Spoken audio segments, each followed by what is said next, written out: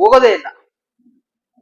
ಯಾಕಂತ ಹೇಳಿದ್ರೆ ಸಮಸ್ಯೆಗೆ ತಕ್ಕಂತ ಪರಿಹಾರ ಕೊಟ್ರೆ ಅಷ್ಟೇ ಸಮಸ್ಯೆ ಹೋಗುತ್ತೆ. ನೀವು ಏನೇ ಸಮಸ್ಯೆ ಆದ್ರೂ ಸಹ ಅದ್ರದ್ದು ಮೂಲವನ್ನು ಹುಡುಕ್ಬೇಕು ನೀವು. ಅರ್ಥ ಆಯ್ತಾ? ಈ ರೀತಿ ಒಂದು ಅವ್ರಿಗೊಂದು ಪೂಜಾ ಹೇಳಿದೆ, ಆ ಒಂದು ನಿಯಮ ಹೇಳಿದೆ, ಶ್ರಾದ್ದ ಮಾಡಿ ಅಂತ ಹೇಳಿದೆ. ಈ ಪಿತೃದೋಷಕ್ಕೆ ಏನೇನು ಯಾವ ರೀತಿ ಪೂಜಾ ನಿಯಮ ಮಾಡ್ಬೇಕು ಅದೆಲ್ಲ ಹೇಳಿದೀನಿ ಅವ್ರಿಗೆ. ಅದು ಸಹ ಅವ್ರು ಹೇಳಿದ್ರು, ಗುರುಗಳೇ ನನಗೆ ನಮ್ಮ ತಂದೆಯವರು ಯಾವುದೇ ರೀತಿಯಾದಂತಹ ನಿಯಮಗಳು ಹೇಳ್ಕೊಟ್ಟಿಲ್ಲ, ಇದು ಮಾಡುವಂತ ನಿಯಮ ಹೇಳ್ಕೊಟ್ಟಿಲ್ಲ. ಮತ್ತು ನಮ್ ತಾತ ಅವರು ಸ್ವಲ್ಪ ನಮ್ಮ ಮುತ್ತಾತ ನಮ್ ತಾತ ಅವರು ತೀರೋಗಿರುವಂತಹ ದಿನಗಳು ಗೊತ್ತಿಲ್ಲ ನನ್ಗೆ. ಈ ರೀತಿ ಎಲ್ಲ ಹೇಳಿದ್ರು.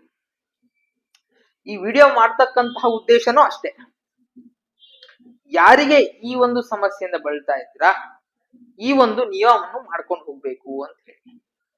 ಯಾರಿಗೆ ಆ ನಿಯಮ ಗೊತ್ತಿರಲ್ಲ, ಎಲ್ಲಾ ನಿಮ್ ಕುಲ ರೀತಿಯಲ್ಲಿ ಯಾವ ರೀತಿ ಸಂಪ್ರದಾಯ